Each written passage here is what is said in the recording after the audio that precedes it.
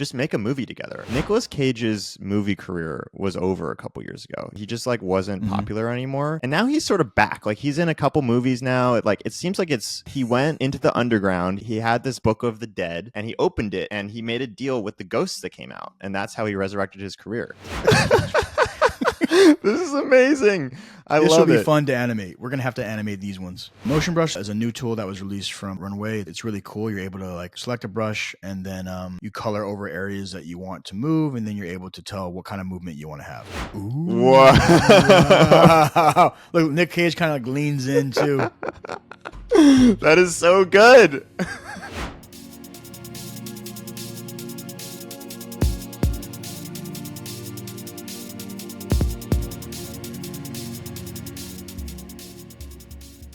Hey, I want to just take a quick break from this episode to tell you about a podcast you should know about. It's hosted by Nathan Lebenz, who's actually on this show and did one of the most popular episodes we've ever had about how to use AI as a co-pilot for the mind. Nathan hosts a podcast called The Cognitive Revolution, where he interviews builders at the edge of AI and discusses the profound shifts that it will unlock over the next decade. He talks to the researchers and entrepreneurs that are shaping this moment, like Logan Kilpatrick of OpenAI, who I interviewed for this show as well, Eugenia Kudia of Replica, and Suhail Doshi of Playground. To listen to the show, search for Cognitive Revolution in your podcast player. All right, now let's get back to how do you use ChatGPT.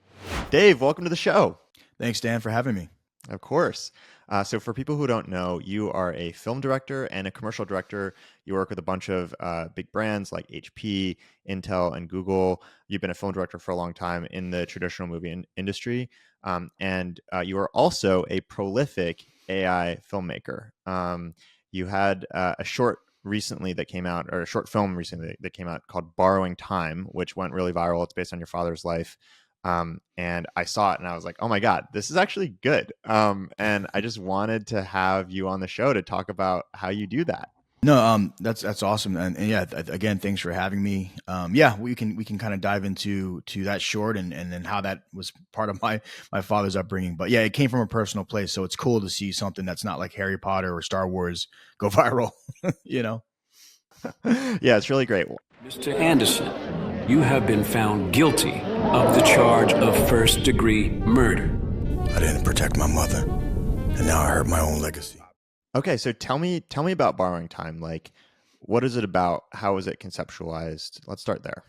Yeah, so it was actually a story that my father told me. As I was growing up. I'm mixed. My mother's Korean, my father's Black. So obviously he's in his 70s now, so he grew up kind of during the segregation era and like Jim Crow laws and stuff like that. So he was telling me the story about when he was I think he was around 12 or 13. He had winked or whistled at a white woman inside of like a convenience store, and he got in real severe trouble for it. He didn't go to prison, but I think that following year or something, someone was either murdered or went to prison or got life in prison for what people believe, falsely having something to do with the disappearance of a white woman. So it just goes to show, like, wrong place, wrong time. Like, that could have been my father that went to jail for the rest of his life. And then the story, because I'm such a huge sci-fi nerd, I was like, man, if my father ended up going to jail, and I was able to, if I was a lawyer in the present tense, and I was able to go back in time and like represent him in court, like, that's a cool story. I haven't ever seen that before. And like, the power of AI allows me to visualize it, because, if you try to go pitch that to Hollywood, they're going to say, period piece. No. See, been there, done that. Like, and plus you're not Steven Spielberg. So sorry, you're not going to make that movie. But I think because of AI, I'm able to visualize it, in a really cool way. And like that got on Forbes, it's like, that's a little story, a sci-fi, period piece that, some executives might yawn at it in a room if you're trying to pitch it, but because you can visualize it, they might look at it differently now. That is really interesting. And do you think of, because I was going to ask you like why you made this with AI, but the answer is like pretty obvious, but do you think of this as a way to get those people or funders interested? Like, is it a leg into making a traditional movie with this concept, or do you think of it as a totally separate thing with a separate arc and you're kind of just focused on making AI stuff? I mean, because I'm a filmmaker, traditional filmmaker first, absolutely. Everything that I create, it's an IP, it's an extension of my creative ideas that I have in a notebook. Mhm. And I will say that, yes, this, and I think the one I did called Dismal Swamp, I don't know if you saw that one, that has gotten the attention of pretty A-level producers and execs in Hollywood. So it works, right? The purpose of it was for Dismal Swamp, it was to create a little 1 minute sizzle or rip-o-matic, if you will, using AI generated footage. If you think about traditionally in Hollywood, a lot of directors will take pieces from other directors' movies and cut together like a sizzle to pitch an idea. But like AI, I took my script, I fed my script into the prompts, and I made it based on all the stuff that was in my head. And like, couldn't do that 5 years ago, 3 years ago, and that's that's incredible. This is what you're making me think of is like this has actually happened before in like writing, for example. Like this is done in writing, but it's like with like tweets. Like people started tweeting, and then that was a way to like test out what articles you would write, or the articles that you write on your blog are tests for like books. And they're like super cheap. You can do them pretty quickly, like much more quickly than you can write an entire book, which takes years. And there's no gatekeeper. Like you just throw it online, and if it works, like then maybe you get the book deal or whatever, or maybe you just self-publish because you don't need the gatekeeper anymore. And it sort of strikes me that that wasn't as available. It probably has been available to some degree in indie filmmaking, like because you can make a lot of stuff with just a camera and yourself, but there's a lot of stuff you just can't do because you don't have actors and special effects or whatever. But it strikes me that this this new set of tools makes that kind of thing available for a wider range of short films that can act as precursors to like larger, better funded projects in the same way that tweets or blog posts are precursors to books. Like these could be precursors to films is kind of what I'm getting from you. And like, I never thought of that. And I think that's really amazing. And by film, I mean like feature length movie. Yeah. Yeah, I mean that's a great point. A prime example is you might have saw it was like a hybrid live action AI film that I was working on called Another. That went viral on Christmas Day. Yeah, okay, so that's an idea of like what I think is like the immediate next step with AI in Hollywood is live action and mixing that with like a stable diffusion model to create visual effects. And we're in the middle of I'm actually going to be releasing that at the Runway AI Film Festival at the end of the month. So I'm rushing to the finish line to get the effects done. And I'm not going to lie, it's not easy. It's been a nightmare, right? Trying to figure out how to make stable diffusion look like and work with footage that you shot on like an ARRI or on a Sony Venice. Like it needs to match the fidelity. And I'm working with one of the what I think one of the top VFX supervisors in Hollywood. He did John Wick 3. He did like The Conjuring. He's helping me do the visual effects using the stable diffusion setup. So again, it's an all learning process, and we're figuring it out as we go. But it's still very exciting, and exactly what you said, we're able to test the waters with these techniques. And horror is perfect for that type of thing. If you think about like Blair Witch Project or Paranormal Activity, it's always like a horror film that like creates a new subgenre sometimes. So it's interesting. That's really interesting. I didn't know that. What subgenre did like Blair Witch Project create? I mean, it made the found footage genre huge, right? There was like maybe one or two films before it that no one ever saw. But when Blair Witch came out, it was like, oh, that was a thing. And then obviously that led to Paranormal Activity. And what is found footage? Is like pre-existing footage from some other project or something else? Yeah, it's kind of like that handheld style. Like there's movies like VHS that came out where it has like that DV tape look on it. That's when I think about found footage. It's always like a Blair Witch or a Paranormal Activity because it's like these tapes were collected by authorities and they edited it together and found this. Yeah, I see. So it's not like necessarily found footage isn't necessarily like pre-existing film from somewhere else, but it just looks like it was. It looks like it was collected by someone else and wasn't intended to be shown. Exactly. Yeah, that's the style of it. Yeah. That's really interesting. Okay, I love that. And I guess like I have to ask the obvious question, which is there's so much backlash, I think, particularly in a community that you're a part of and really familiar with, which is like traditional filmmaking, and a lot of worry about AI tools and how it will change who gets to make films or what films get made or who gets paid, or there's just a lot of questions. And I'm curious like how you decided to sort of jump into this versus not. Yeah, no. Again, I think it was a little bit of necessity. It was a little bit of seeing a lane. You know, being a person of color, I'm not going to lie. I mean, of course, there's a brilliant black filmmakers and female filmmakers that are winning or getting nominated for Oscars or should be getting nominated for Oscars. But you know, there's still a small amount of people, like especially in the sci-fi horror space. If you say, "Oh yeah, I want to be a horror director," oh yeah, like Jordan Peele. That's what everyone always says when you're a black person and you say, "I want to be a horror director." So that just tells you that there's not enough.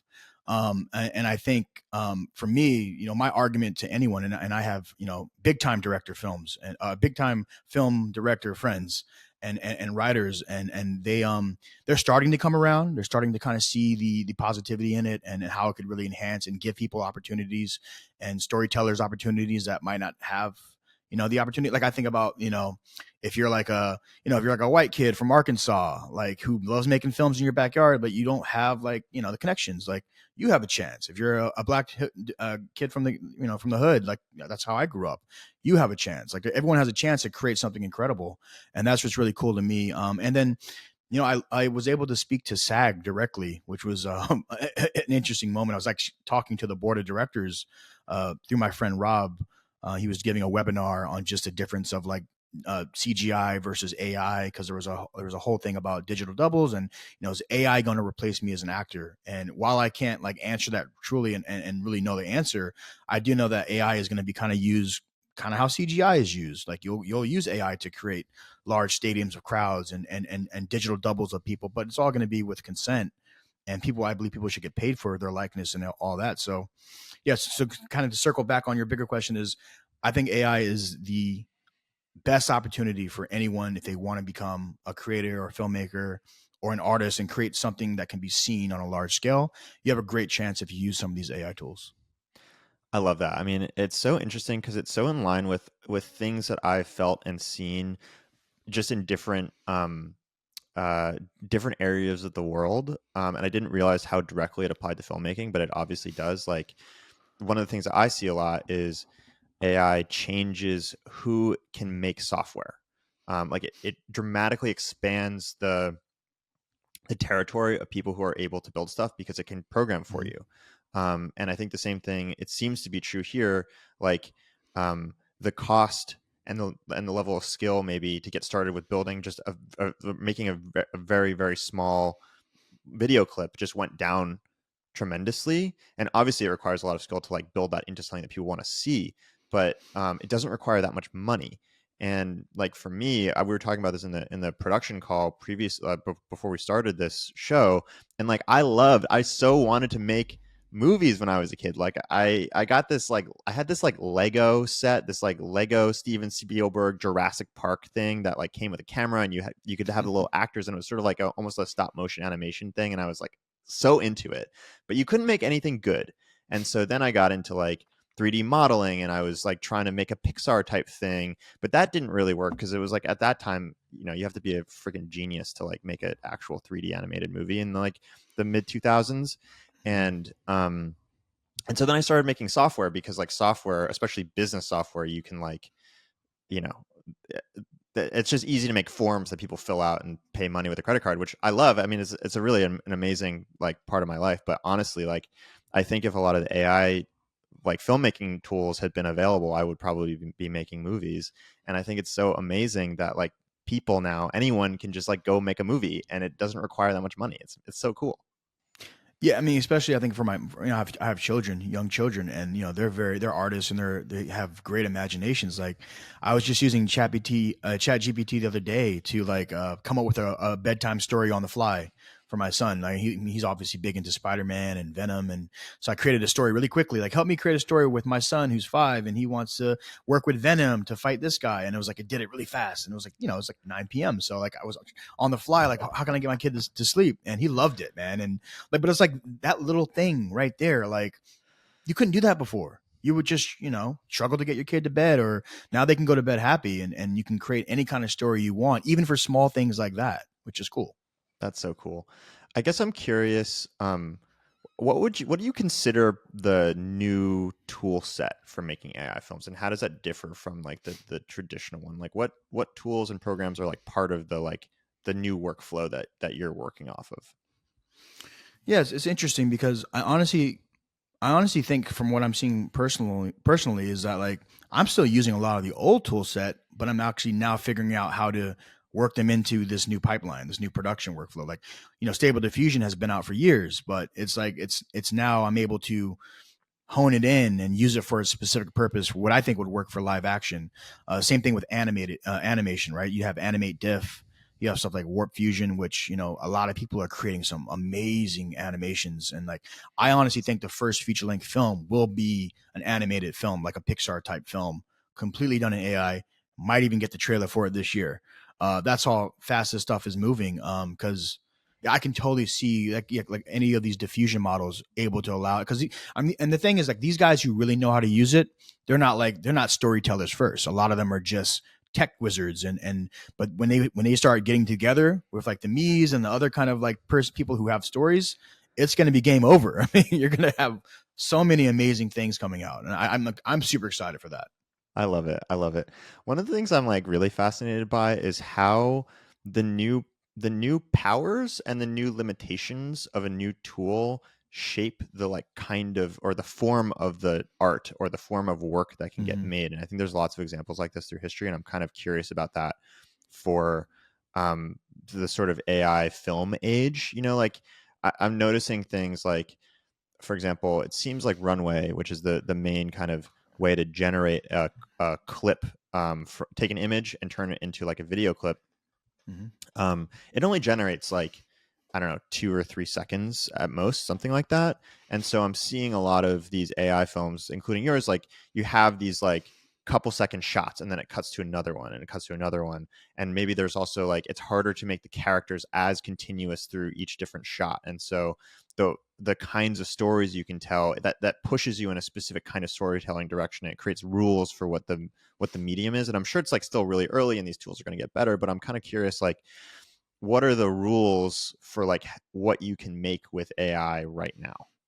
No, that's a great question. Yeah, there are limitations, right? I think 4 seconds is Runway currently. I know Pika Labs, you can extend it up to 15 seconds, I believe. But you're that's uncharted territory because you're kind of gonna lose some fidelity a lot of the time. So what I try to do is I use a tool called Topaz Labs, and what I do is I bring in like a Runway clip. I not only export it out at 4K or 8K sometimes, but I'll also change the frame rate.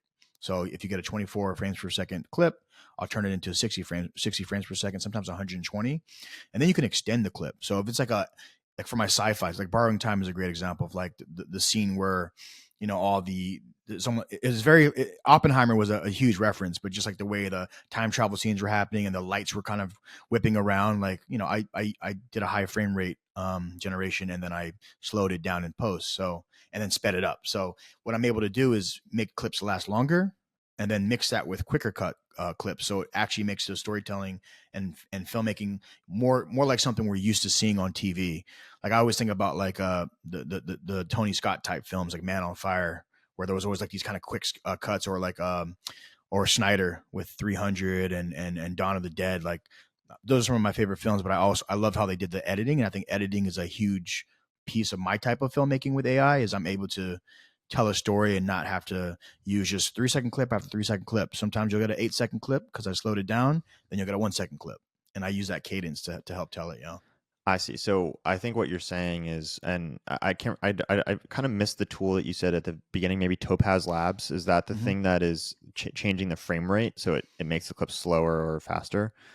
Yep. Yeah. So basically, I guess what you're saying is, yes, there are these specific things like Runway is only exporting 4 second clips, but you're doing different things to lengthen or shorten the clips so that it's not just the same length of cut, and that there's actually like a history that you're pulling from, like 300 and Man on Fire, where directors of traditional feature films are doing something similar. It's probably not exactly the same, but you're like taking inspiration from that, and you can push the AI to do something that is inspired by it. Absolutely. I think that maybe helps my stuff stand out sometimes a little bit more because it's not just 3 second clip after 3 second clip after 3 second clip. Another thing also is like there's tools like 11 Labs where you can generate AI voices, and some of them are incredible, but a lot of people tend to use the ones that sound like AI, right? But now they have this whole speech to speech, which I used in Borrowing Time. It was actually, I think it might have been in beta when I used it because they just announced it. But I can talk and act out how I want the, like the judge, the white judge in the movie was my voice. It was just voice to voice using That's 11 Labs. amazing. Yeah. And the woman, the mother was my voice. And then obviously the voiceover was just my plain voice because I just thought it sounded better and more natural to have like the natural pauses and the things like that. So I mixed it together. That's really cool. Okay, so I didn't even realize that was a thing. So you basically acted the whole movie yourself, and you used 11 Labs' voice to voice model to change it into different characters. I didn't know that was a thing. That's so cool. Yeah, dude, it's awesome. Think about animated films. You could do like all the weird characters, like just because and sometimes it's not perfect, but you kind of hear it in your head. And for these shorter films, it's like, why not have edit, right? Yeah. That's amazing. Okay, cool. Well, what I'd love to do is, a lot of this show is us using, seeing how people use ChatGPT and us using it together. And like what we plan to do is just make a movie together. And it probably won't be like a full movie, but like make a clip from a movie together and sort of see what this process is like. And I think, what's really interesting is you're actually using ChatGPT as, and particularly like a custom GPT to help you ideate. I know this is sort of like a new part of your process, but it's something that you're doing. And so maybe you can start by telling us what this GPT is and how you use it. We can start there, and then we can sort of go into exploring making a movie. No, absolutely. And I think I'm still heavily in Midjourney and then sometimes Stable Diffusion with a lot of my image outputs, but I fell in love with this idea of creating a version of my own text to image generator. Obviously it's using, the DALL-E platform and it's building on top of it. But what you're able to do, which is incredible, is really fine tune it to the type of imagery you like to create. And you don't have to pigeonhole it to like just being like live action type imagery. You can make it as vast as you want, but you're able to almost create a mentor out of it. So it's a combination of my opinions, combination of maybe what Steven Spielberg might look for in imagery, what Ridley Scott might look for in imagery. It's really because you can use ChatGPT and kind of tell it to be anything, but you can constantly just tune it. And I'm still tuning it; it's still new, so it's not perfect, but it's good to me. It works for me because I do have a certain look to a lot of my stuff. And I know like DALL-E traditionally hasn't given me the outputs that I prefer or like when I like versus like a Midjourney. But now because I'm starting to really fine tune it, now I'm starting to get imagery that's like, wow, that's on par with what I'm getting from like a Midjourney or Stable Diffusion. That's pretty cool. Yeah. So that's where I'm at now. Still toying with it, but I mean, what an incredible tool. Okay. It's crazy. Cool. Should we demo that and maybe start there, and then we can, Yeah.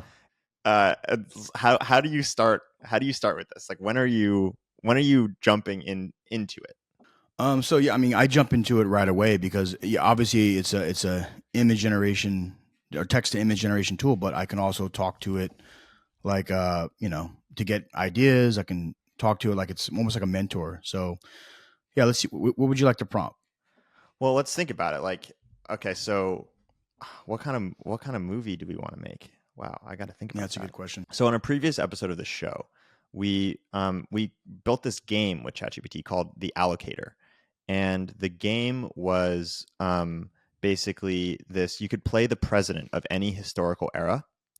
And you would start, and you would be basically it starts with Inauguration Day, and you get to make decisions as the president, and you basically set the budget for the U.S. government, and then the game plays out your decisions, and then you play JFK during the 60s, and you decide whether to fund going to the moon or not, like all that kind of stuff. Got it.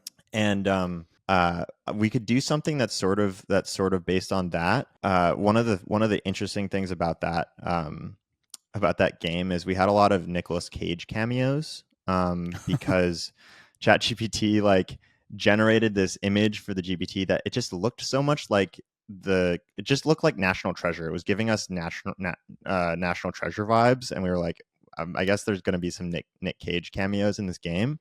So I don't know if that gives you any ideas for ideas to do, but maybe we can throw that in there and see what comes out.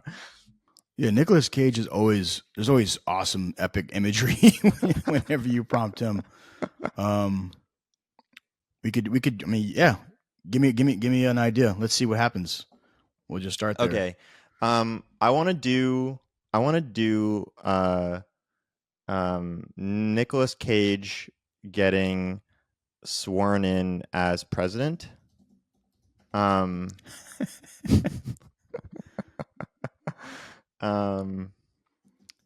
and ideally it's like it's raining, it's like sort of dark. It's like gritty, like noir vibes maybe. And I don't know if that is on your aesthetic, so you can tell me, and maybe the GPT will correct me if I'm wrong. I'm trying to think about like in what situation Nicolas Cage would ever become president. And I guess given who our previous president was, it's not maybe not that surprising, but interesting. So you're saying create an image of Nicolas Cage getting sworn in as president. The image should be cinematic and gritty in the style of the David Fincher film Seven. Cool. I think that could help, right? All right, that could help. Is there any? Do you think we should add anything else into the scene aside from him getting sworn in as president, or would you just start with something like this? Like how would you do it? I kind of start just brass tacks, simple, and then we just refine it from there. Like, Okay, add the, you've seen those things on Instagram. Add this in. Now do this. Now do that. Yeah. So let's see. And this is the first time Blasian GPT has ever been seen publicly. Which is it's Blasian because I'm black and Asian, by the way. That's what we call ourselves. All right, here we go. Never before seen before. I don't know what it's gonna do. We're doing it live, folks. It's called a top tier image generator, so it better show up. And so you had it. One interesting thing is you're having it go right into generating an image. Like you're not having it like sort of ideate with you necessarily and saying like, well, what do we do this or what do we do that? It's like just right to the visual. How did you make that decision? Just because I've already trained it on a lot of those conversations. I forgot to do 16:9. I'm getting Nicolas Cage is in Harry Potter, but it's for some reason we're in the wizard court, like the Wizengamot, So it's not necessarily inauguration vibes, but I'm not mad about it either. It's kind of interesting. It got the Seven vibe down right. Yeah, I mean, you got the film, you have the film grain, you got the harsh perfume lighting, which is always funny because I watched the behind the scenes of Seven, and that was what the DP said. He was like, Fincher told me to watch a bunch of perfume ads. Like we wanted to create that that noir, like just like you said, where it was like whites are really white and blacks are really black. And that's exactly what it did. Wait, yeah. What is perfume lighting? Is that's related to perfume ads? Perfume ads back in like the 80s and early 90s were very dramatic. So it was very like high contrast. Almost felt black and white, but there was always like a wash of color, which is how Seven looks. Got it. But interesting. Okay, so let's build on this. One thing I want to do is I want to make it 16:9. What is 16:9? That's a widescreen. So that's what you're used to seeing in like or 2:1. I usually do 2:1 or 16:9, but we'll do 16:9 so it's a little bigger. Okay. And do you know what the aspect ratio of this one is? This is 1:1. Okay. So this is like your Instagram square look, which is your default. You can actually, I forgot to go in, but you can actually change it so the first image is 16:9. You don't have to prompt it. Okay, cool. So what changes do we want to make besides that? Well, I'm curious. Like, I mean, I can certainly give you some input, but I'm curious how you would think about it. Like, help me guide me through like how I would think about what changes I might want to make or what I should be thinking about or seeing. Yeah, so I think for what you want to say, it's missing some core pieces. You talked about it doesn't feel very inaugural. Doesn't feel like it's in DC. So I think like where would this take place typically? Well, I mean, it's got to be kind of on the mall in front of the Capitol, right? I'm pretty sure that's where it happens. I am sort of, and I'm curious what you think. Like, there's, this is a mistake, obviously, but then I'm also like, oh, I'm kind of intrigued. Like, this is like, what did Nicolas Cage do to end up in this situation? Like, he looks like he's in a court, and well, we could go down that rabbit hole. We kind of could. I'm curious, like, do you see anything here where you're like, like, you know, it looks like he's like he feels like he's in a church. Is this like some culty underground, like what did he get himself into? Like, it kind of gives me John Wick vibes a little bit too. yeah, it's the cult of Cage, and he's got like, what's he holding? Is that a Bible or like what's in his hand? You know? Yeah, I mean, we could ask Chat, we could ask Blasian GPT. Let's ask. Let's ask before we change the aspect ratio. What is the book that Nicolas? This is fun. I don't really do it like this. Nicolas, yeah. What is the book Nicolas Cage is holding in his hand?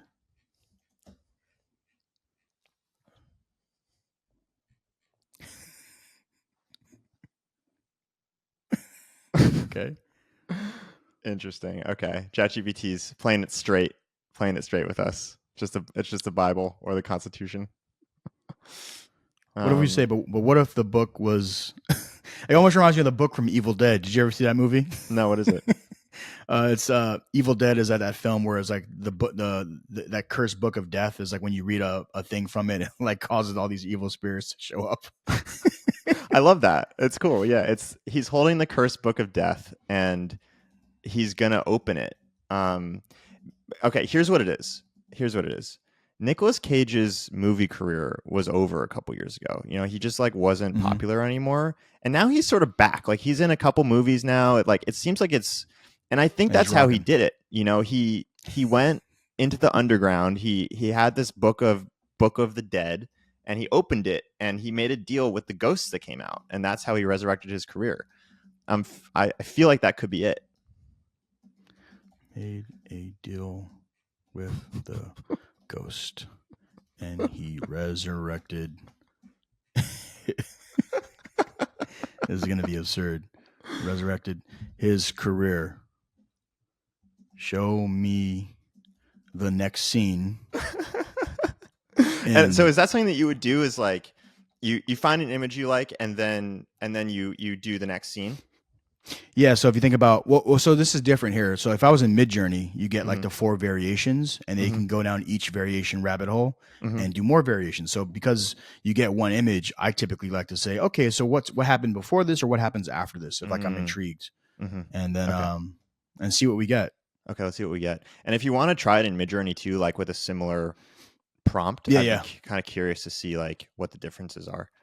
When we get to the end of this story, we'll say, okay, now give us a few prompts to throw into Midjourney. Okay, sweet. And, and then we'll take it in there. Yeah. Cool.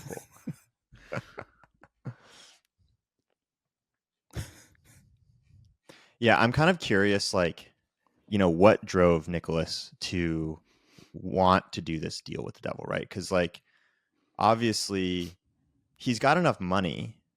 I mean, I assume, right? So, like, I wonder what was going on in his life before this that created this situation such that he decided to end up in this dark, cavernous place with the Book of the Dead in his hands. You know, it's an interesting question. Ooh. Whoa. The next scene unfolds with a figure resembling Nicolas Cage in the midst of a pivotal supernatural moment. He has opened the Book of the Dead, making a deal with the ethereal entities that surround him. Let's go watch. This is amazing. This will be fun to animate. We're gonna have to animate these ones. We have to. Look at that. I mean, this is national treasure, but like make it noir, make it dark. You know, this is pretty incredible, and the fact that it's happening live on Blasian GPT, available worldwide, maybe one day, is making me look good. Okay, this is pretty cinematic. This is great. For sure. So the image that we're looking at is Nicolas Cage in the middle of supernatural ghost.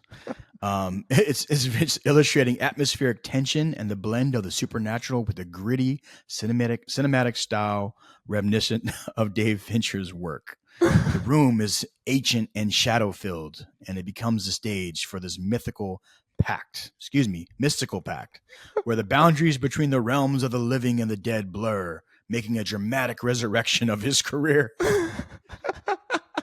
This must be what he did. If ChatGPT knows this, and this has to be what happened. I mean, definitely. This is true to life for sure. And I you love your delivery. You're making it. You got to narrate this for us. I love it. Now, yeah, I have to. Yeah, did you ever see Mandy that he did? It was an incredible film. No. Oh man, it was. I think that film resurrected his career. I mean, but it was like a supernatural type film, so maybe some of this stuff happened. I mean, maybe Mandy came from the ghosts. You know, maybe they gave him the idea for it, or maybe, or yeah. Okay, let's think of a next place to go. So after this, he's made the deal, and what does he have to do next? I feel like he has to like go do something crazy, like drive to Vegas and like find some relic to finalize the spell. Interesting. Okay. That could be cool. Like, maybe as part of the deal, like you don't just open the books and the ghosts do what you want. You have to like complete a mission for the ghosts in order to get them to help you with your Hollywood career. So like, what would the ghosts want that is in Vegas? The ghost demand that Nicolas Cage go to, what's a weird haunted kind of hotel in Vegas? The Flamingo Hotel. Oh, the Flamingo. I was gonna say, what's the pyramid one again? The Luxor. The Luxor's that's got some interesting the vibes, Luxor. yeah. Okay, go to Luxor and steal a relic, a cursed relic. Ooh, a cursed relic. That is hidden where? Underneath? I mean, I think it's got to be a special roulette ball. And it's a roulette ball it's currently in use, but really the roulette ball came from I don't know where it came from. I'm like getting like some images of like the mob, like there's some mob murder or something to do with the roulette ball, but I'm coming up empty. We could also ask ChatGPT what the even in another tab what could possibly be the backstory of the roulette ball or why the ghosts feel that it's important. But let's see. Steal a cursed relic that is actually a roulette ball that is currently in the hands of the top mob boss. The top mob boss. Who's now? I'm thinking of Ocean's 11, like Terry from Ocean's 11. What's his last name? I forgot. Terry Ocean's 11. Terry Benedict. or Ruben. Either one. Now we're getting ridiculous. We'll just say, who is Terry Benedict? Okay. Perfect. Okay. Show this image in 16:9. Sweet. Ratio. I kind of want to get one of the ball going around the roulette, like the cursed roulette ball going around the wheel. We'll do that. That could be cool. What I love about GPT, which you can't really do in Midjourney, I mean, you can, but it's not the same experience. Is you can really you're like telling a story together and you're really detailed in your narration, right? You're really just, it's almost like you're sitting in a campfire by this person and you're literally just coming up. It does remind you of being a kid, right? Picking up a little VHS camera and just saying, let's make something silly. Totally. It's really cool. Whoa. Wow. That's pretty incredible imagery. It's the casino has like the banks of the casino. It almost looks like computer monitors, like it's a casino where they're sending him to the moon or something, but it's like a casino. Like a control panel, yeah. Yeah. That's interesting. I really love all the faces and stuff, like the kind of pharaoh face imagery. I don't even know if that's in the Luxor or not, but it's pretty cool. Okay, so ChatGPT has a mind of its own sometimes, but let's ask for. Okay, let me put this in. For now on, all images will be 16:9 ratio, so I don't have to keep adding that. Okay, so I guess like what's next? Like, do you want to keep going with this? Do we hop into Midjourney? Like, what's your next step in your process usually? Now that you've got a couple frames of something that's like looking like a story, do you want to keep going with finishing the story, or how does it work? Yeah, we don't have to finish it, but let's do your last shot of the roulette ball. Oh yeah, cool. Let's do that. Show an image of the cursed roulette ball spinning around the roulette wheel on a table in Vegas. This is making me think of there's a episode in the last season of The Sopranos where Tony goes to Vegas and he does peyote, and Oh yeah, they're playing roulette, and he's like, it's going around the ball, and he's like, it's the same principle as the planets orbiting the sun in the universe. It's the same principle as the universe or whatever. There's something about roulette that to him was like deeply connected to the way the universe works. It just made me think of that for some reason. Yeah, that was such a great show. Amazing. Okay, so now we're looking at an image that captures a tense and vibrant moment at the Luxor Casino, where the cursed roulette ball spins around the wheel, surrounded by a crowd of onlookers and gamblers. The scene is set under the casino's opulent Egyptian-themed decor, with dim lighting, adding to the atmosphere of mystery. I mean, that's interesting. I mean, that's kind of crazy. It looks almost like the painting of Jesus eating at the, like the Last Supper. Yeah, that's a weird. I feel like we need like a close up of the cursed ball. Because I want to see what a cursed roulette ball even looks like.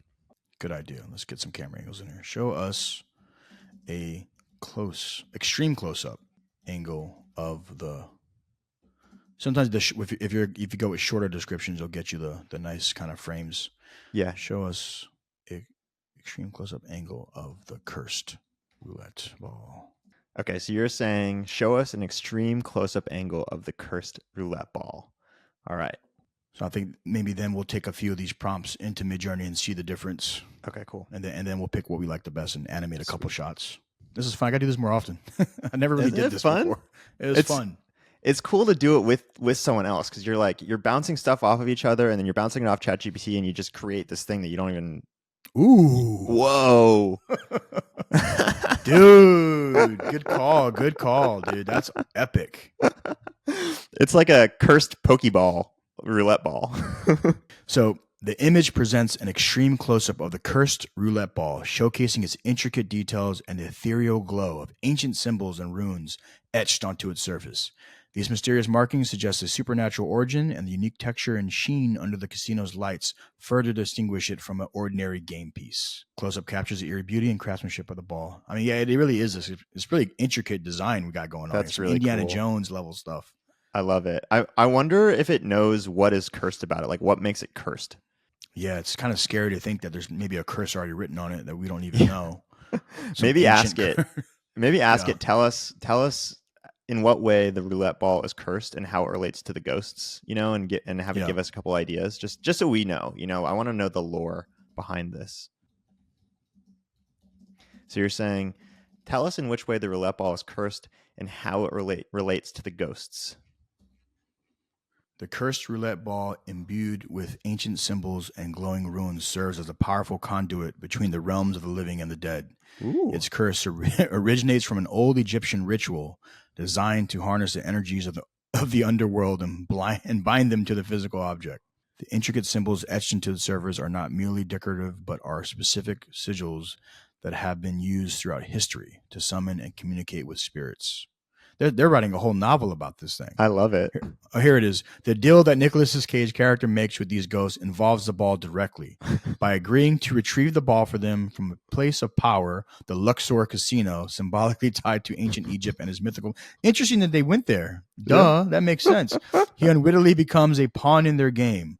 The ghosts promise him the resurrection of his career, leveraging their ability to manipulate fortune and fate through the ball. However, this comes at a price, tying Cage's fate to the ball and the whims of these spirits who have their own agendas and desires. Okay. Damn. That's a good one, man. I think we got a winner here. I think so. Do we need to go into Midjourney, or should we just? I want to see how Midjourney does with the ball. But yeah, you tell me what's next. Like, we've got some frames, we've got a story. Like, what would you do? How would you get into Midjourney? So from here, because you can't just go into Midjourney and say, like, show us an extreme close-up angle of it, because it wouldn't work the same way. Yeah. Because it doesn't have all the backlog. So what I would do is I would ask them, give me a detailed prompt to use in Midjourney that will get us an image similar to the close-up of the cursed roulette ball. So I do something like that, and then would help really kind of detail out what it probably used to create that.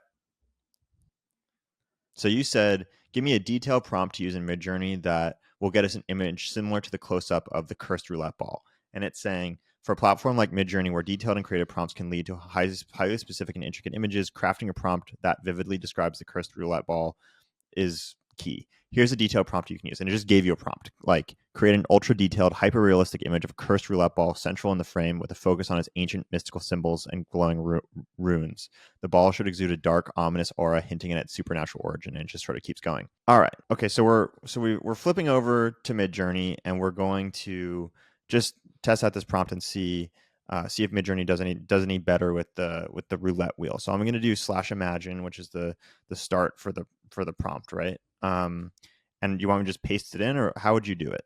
Yeah, I'm just curious to see if we just took the long-winded prompt and pasted it in. Okay, cool. So we're just pasting in this long-winded prompt from ChatGPT. It's like create an ultra-detailed, hyper-realistic image of a cursed roulette ball, and nothing else. No, you're not changing the model or the style or like anything. I would change so just do --AR, and then space 16:9. Okay, cool. And that's just the aspect ratio. Aspect ratio, changed. Correct. And here we go. I tested it out with a couple of Nick Cage images, which nice. I think these are pretty good. Those are pretty cool. Ooh, it's starting to take shape. Looks pretty cool. Wow. What do you think? Let's see. I'm really digging. They're all really cool. The top right one is intriguing, and the bottom right one. Those two are, I think, are. I agree. I was going to say bottom right. I like this one too. This is cool because of the sort of the contrast is really nice. Okay, so what would you do? Would you upscale? Would you do different versions? I would upscale. I would upscale, and then maybe we can try some different versions from the one we like. Okay, so we're going to do upscale 2 and 4, and then we would do different versions. So would you want me to like vary it, or how would you do it? I do very strong. Okay. Very strong. So we're going to hit very strong. I hate to say it, but I really like the ChatGPT version, but these are more cinematic. Like they're really something good going on. Seriously. Yeah. Oh yeah. They look like right out of a movie. Yeah. Very strong here too. Mm-hmm. Okay. And do you think it would do a better job, because we still don't have that shot of it going around the wheel? Do you think that it would do a better job of that, or is that pushing it too far?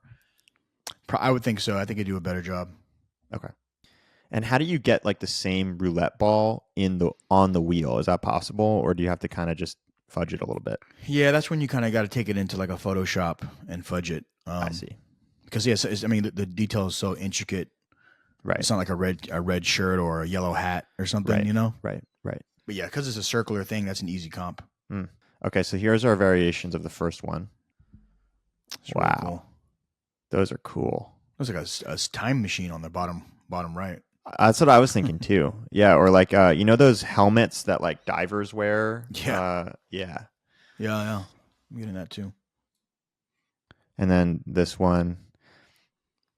These feel a little bit like less cursed to me somehow. Yeah. Like there might be something good in there. It might not be bad. Yeah, it looks like a Indiana Jones treasure. Yeah. Okay, what do we do? So I still think I still did the original. Okay, cool. So let's do the original. So we're going to keep the original, and then what's the next step? Do we jump into Runway, or yeah, what do you do? Yeah, I think I'd bring him into Runway. Maybe we'll do this image, and then the one of the initial Nicolas Cage images, I think when he's surrounded by the ghost. Great. We'll animate these two and see what we get. Let's do it. I'm psyched. Cool. All right. So we've got some images from ChatGPT. We've got a Midjourney image that we like, and now we're gonna do some animating. Tell us. Looks like we're in Runway. Tell us, give us a little bit of background for people that don't know about Runway, and tell us what we're gonna do. Yeah, so Runway is a great tool. You can actually go in here and do text to image to video right in one app, which is awesome if you're trying to create in a time crunch. What I like using it for is animating my more cinematic images, just because the level of control you have. They have this tool called the motion brush, which will show you and how you can really kind of show what part of the image you want to move and then how much you want it to move. So it's really cool. So we'll actually start with this image first. It's the Nicolas Cage surrounded by the spirits as he's looking at the Book of the Dead. This is an awesome image. I'm going to send this to you so you can frame it. Please. It's pretty cool. Are you kidding me? I'm going to put it on YouTube. I'm going to get all the views. Yeah, let's do it. Heck yeah, man. All right, so I'm going to click in the motion brush. So motion brush is a new tool that was released from Runway. It's really cool. You're able to like select a brush and then basically like you color over areas that you want to move, and then you're able to tell what kind of movement you want to have. So we'll start with brush one. We'll just kind of brush over Nick Cage. I think it'd be cool if he was just kind of like standing there. I'll give him a little bit of ambient movement, like a 0.5. Brush two. And ambient movement is sort of like his clothes are rustling or something, or what is it? Yeah, like maybe his like hair is moving. Okay. So I'll do this kind of like this is like that first. And is it smart enough? Because you're kind of like, you nicked his head a little bit, like Nick Cage's head. Like, is it smart enough to know, like, not to that it's his head, and you don't really want that, or do you have to be really careful about? The good news is, I can go right back to brush and then fix it. Right. So I kind of, but it's not so delicate. Yeah. Like you can kind of like just as long as you get enough, and then we'll maybe do a third brush on this, the light from God. Ooh, I like that. What about the candles too? Yeah, we'll do it. Got to have the candles flickering. We'll do a brush fork for the candles. So I just like to quickly go paint everything, and then I go back and then mess with the parameters. So we kind of already did Nick Cage. So for the ghost, I want the maybe some smoke to kind of go in the air. So I use the vertical brush, maybe a little bit. And then interesting. Okay, so that's gonna push the ghost's mist up. Correct. Yeah, and I'll give it like 2 ambients. And some of it is trial and error. I've been using it for a while, so I kind of know what I could get. Yeah. And then if you go to so I'm just gonna do a ambient noise up to like there. Proximity, I'm gonna have the rays kind of feel like they're kind of coming towards us a little bit. And then for the candle light, since it's such a simple movement, I'll just do like a little bit of ambient noise there. And then that's it. And then you just click done, and then you can just generate. I like to always like do 5 at a time, just because you don't know what you're gonna get. Interesting. So we'll just hit 5. Like you just hit generate 5 times. Correct. Yeah, and I'm on the unlimited plan, so. I'm also actually part of the Creative Partners program at Runway, so I got like 1 million credits. I love that I still need to get through, but it's pretty awesome. Dude, I'm so excited to see what this looks like. Me too. It's like the perfect image to use a motion brush too, because it has the smoke, it has the light rays. It's like built for like the motion brush. So we should get something good, and we didn't even mess with camera movement. Actually, I'm gonna do one just so we have an example of. Let's do a zoom out. Okay. Just to see what that gives us. That's cool. I'll switch to my credits because unlimited, you can only generate 5 at a time. So you got to use your credits. And how long does it normally take to generate like a single image? I would say on average, like a minute, something along those lines. Yeah. Cool. Probably quicker if you're just doing 1 or 2. But I threw so many in there, or generations at a time. It might take a little longer, but it's fairly pretty quick. Okay, cool. Yeah. And actually, I guess while we're waiting, like one of the things that I'm thinking about or keying on is there's this trope happening right now where should we go to it first? See what let's play it. I want to play it. Ooh. Wow. Look, Nick Cage kind of like leans in too. That is so good. Well, that was the first one out the bat. I don't even look at the rest. What else we got? Oh my god! But that's this is a little bit more subtle. Nick Cage kind of like does a little head tilt. Yeah. But what people actually don't know is what I actually do is I take like multiple generations into like a Premiere, and like I layer them, and like I take parts from each clip that I like better. Like I might like the smoke here better, but I might like Nick Cage less in the other one. Right. So I'll be able to like just kind of mask him in. That's really cool. Let's go. Maybe it's. Oh, they're not ready yet. I was gonna say let's go to one of the camera. Let's check this. And so these are all like kind of subtly different, but they're not. Oh wow, Nick Cage is sort of like changing. This one got kind of funky. He doesn't even look like himself anymore. Yeah, I mean, maybe they transformed him into another character in order to let him get to the Luxor without being seen. You know, that's possible. Yeah. All right, now we got some camera movement ones. Let's see what we got. This is where I zoom out. Ooh, whoa! Even the light dims down too. That's pretty cool. Oh my god, I love it. Yeah, the motion brush is a pretty sick tool. I would be curious to do a zoom in, you know, because it's like it feels like he's opening the book and we're kind of getting a tight shot on him. Let's try it. Okay, great. And so, like while we're waiting, like, are you satisfied with this? Like, is this the kind of thing where you're like, okay, like this is good enough. I'll pick one of these, or I'll pick a couple of them, and I'll start getting into Premiere and now moving on to my next generation. Or are there other things that you tend to do? How long are you spending like playing around with all the different parameters and all that kind of stuff? Yeah, so I say because I've had so much time to play with these tools, like I kind of know how to dial them in, so I get to something I like quicker. Yeah, always do 5 at a time. So like you said, sometimes you get lucky. The first one was money. Most times that's not the case, right? Sometimes it takes 20. Right. But I then bring it into like an upreser, like a Topaz, and I would upscale it to like 4K. Right. Because that helps with quality. And then sometimes, like if I really want Nicolas Cage's likeness to shine through, I'll actually go back to the original image, mask in his real face, and then use some of the movement from around his head, so his face actually stays high quality. That's cool. That's what I was going to ask you about. Is I think there's this trope right now where you can do a viral AI movie or AI clip where you're using someone else or something else that's recognizable, and you're like, I want to do Star Wars, but in the style of Wes Anderson or whatever. Which I feel like we're doing a little bit here because it's Nicolas Cage. Like, is that legal? Like, are you allowed to do that? Like, what are the conventions around doing all that stuff? Yeah, I think so. I mean, you know, I partnered with Curious Refuge. I'm actually teaching a AI advertising course with them, and you know, they're known for their viral Star Wars video. You know, they're the ones who did the Wes Anderson Star Wars video that became a thing. And you know, for me, it falls under parody law. Like you're kind of doing it as a parody. It's kind of like an SNL skit in a sense. You're not making money off of it like directly, right? Like I'm not going to go sell this and make $1 million off a Nick Cage generation. So right.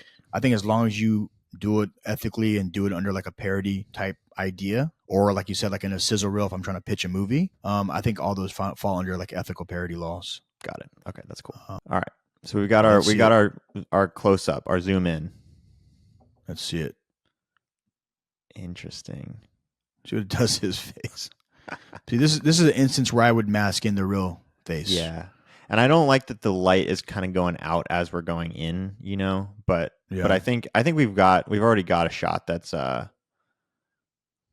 his whole features are gone. Yeah. But the pushing doesn't look too bad. Yeah. That I like the motion for sure. I think the original one with the camera movement zooming out was probably the best. Yeah.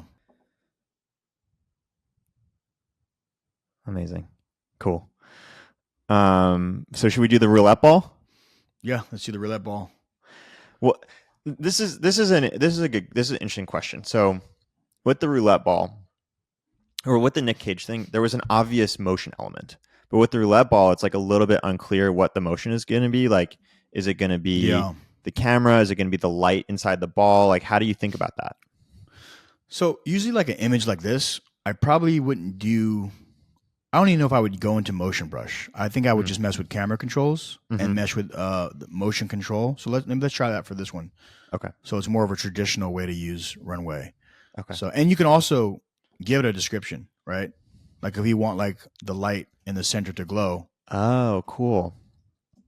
I want the light in the center to glow like a red color. So it goes from yellow to like red, like it's threatening, you know? Yep. So I've actually never done that before. The color change thing. I'm interested to see what happens. Yeah. So let's do that, and let's give it like should it be a zoom out or a zoom in? Well, we had to zoom out on the last one, so maybe we could try zoom in on this one. All right, we'll zoom in. So that's set. Let's actually take it down just a little bit. Maybe we give it a slight camera roll, so the camera's going to kind of, you know. That's cool. roll over. I always like that move, which goes to show like your traditional filmmaking background, like it helps understand like a lot of these more technical type questions. But yeah, Right. let's go ahead and generate 5. My rule of 5, and we'll see what we'll get. Oh man. Because I talk to a lot of people and they're like, dude, man, how does your stuff look like that? I go on Runway and my stuff looks like crap. It's all warpy. I was like, how many generations do you do? Well, just one. But you got to do a bunch. That's the thing that I've been trying to underscore for people. I think it's true for ChatGPT. It's true for all these tools. Like most of the stuff is bad. Some of it is amazing. And like I try to tell people, you can't just do one thing and then expect it to be amazing. You're a manager. You're a model manager, and your job is to get out of the model the best thing you possibly can, like a manager would get the best out of an employee.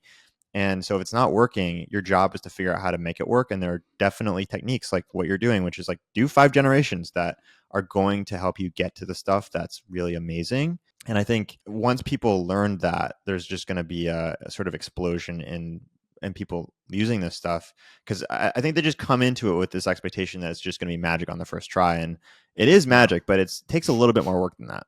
Yeah, the old one button press. You press one button and you get a movie like that. That's never going to happen. There's always going to be some kind of human intervention. But I think of it like, it's almost like these are our camera rolls. So you yell cut, you do another take. It's like kind of like the same idea. You do multiple takes and then you see what the best. Oh, I see some red going on on this thumbnail. So definitely got the red right. Let's see, man. I don't know. It might have worked. Ooh. Dude, it did it. First try again, man. I love it. I love it. The AI gods are smiling on us today. Runway better send me a check, man. I'm part of the CPP making this thing look like money. First try. Well, let's just see what else we got here. I see red on all of them, so it's maybe a different type of glow. This is interesting. Yeah, I like that one a little better. Back here.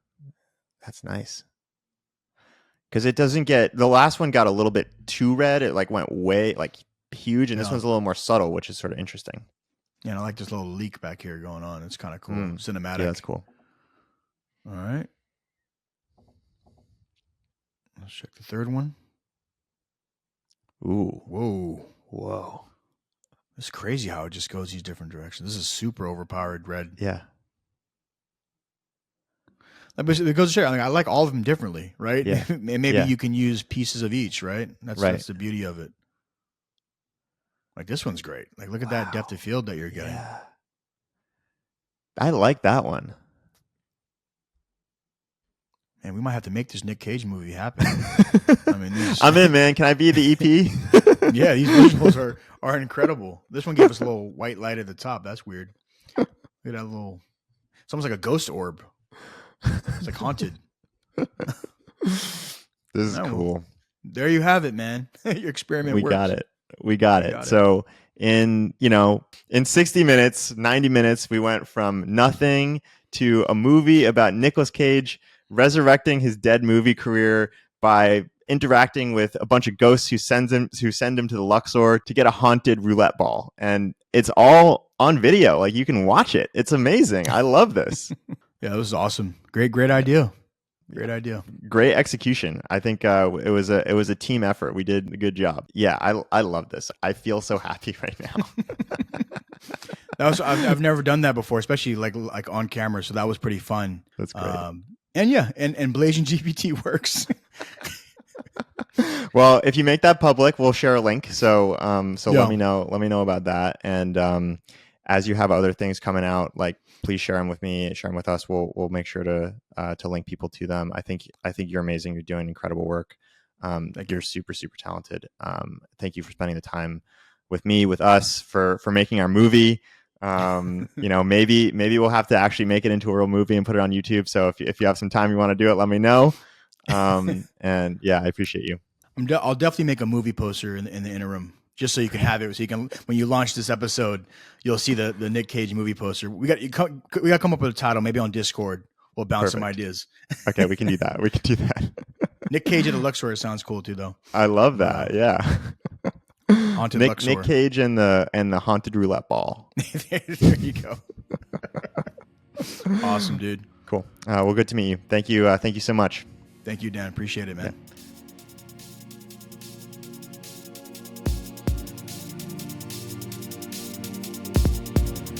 Oh my gosh, folks, you absolutely positively have to smash that like button and subscribe to How Do You Use ChatGPT. Why? Because this show is the epitome of awesomeness. It's like finding a treasure chest in your backyard, but instead of gold, it's filled with pure, unadulterated knowledge bombs about ChatGPT. Every episode is a roller coaster of emotions, insights, and laughter that will leave you on the edge of your seat, craving for more. It's not just a show, it's a journey into the future with Dan Shipper as the captain of the spaceship. So do yourself a favor, hit like, smash subscribe, and strap in for the ride of your life. And now, without any further ado, let me just say, Dan, I'm absolutely, hopelessly in love with you.